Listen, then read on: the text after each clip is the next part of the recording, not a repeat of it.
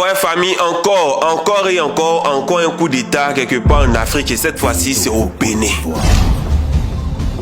Ce matin, coup de tonnerre, on a pu voir sur la chaîne officielle du Bénin un groupe armé de militaires béninois qui ont dit que le président Patrice Talon est déchu de ses fonctions et que à partir de maintenant, le président Patrice Talon n'est plus président du Bénin. Suite à cela, on a vu encore une autre déclaration, cette fois-ci d'un des proches collaborateurs du président Patrice Talon qui lui aussi a déclaré que ceux qui ont essayé de faire un coup d'état contre le pouvoir béninois ont bien entendu été réglés, ont été réprimandés, qu'en vérité, il n'y a pas eu de coup d'état, sauf une tentative de coup d'état au Bénin. Alors, qu'est-ce qui se passe réellement? Alors, comme vous pouvez le voir, on peut tout de suite analyser sur ces deux images que l'une ne s'est pas fait à la télévision nationale béninoise parce que sur cette vidéo, vous voyez bien qu'il n'y a pas le logo de la télévision béninoise. Il n'y a absolument rien si ce n'est qu'un flou en arrière-plan, une sorte de montage. Et la caméra aussi, quand on regarde, on voit que la caméra bouge beaucoup. Pour un coup d'état qui a été déjoué, franchement dit, monsieur, vous ne pouvez pas être seul devant la caméra comme ça.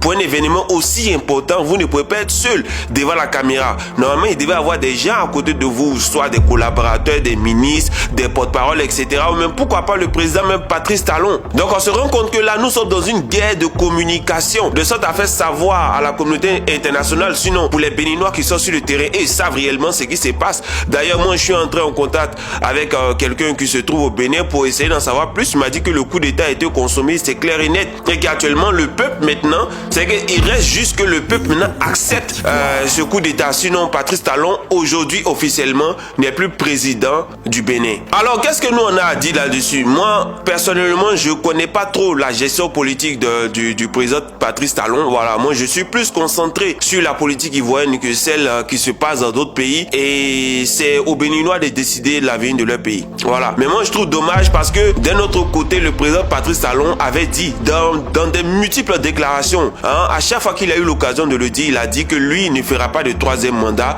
Il a fait ses deux mandats comme la Constitution le demande et lui, il s'en va. Mais n'oublions pas que récemment, il y a eu un petit truc sur la Constitution au Bénin. On ne sait pas si ça peut refaire battre les cartes qui pourraient permettre à Patrice Talon d'une fois de plus de se représenter aux élections présidentielles au Bénin. Sait-on jamais, parce qu'en Côte d'Ivoire, on a vu où il y a 2-3 articles qui ont été modifiés dans la Constitution et bim, on est passé à une autre Constitution et là maintenant le président dit que oui, qu'il a le droit de faire le premier mandat de la deuxième République ou de la cinquième République et le deuxième mandat de la cinquième République. Donc au final, est-ce que c'est pas ça qui a poussé les militaires béninois à prendre leurs responsabilités? Parce qu'il suffit juste qu'on modifie un texte dans la Constitution et bam, ça rebat les cartes. On ne sait plus qui dit quoi, qui dit vrai.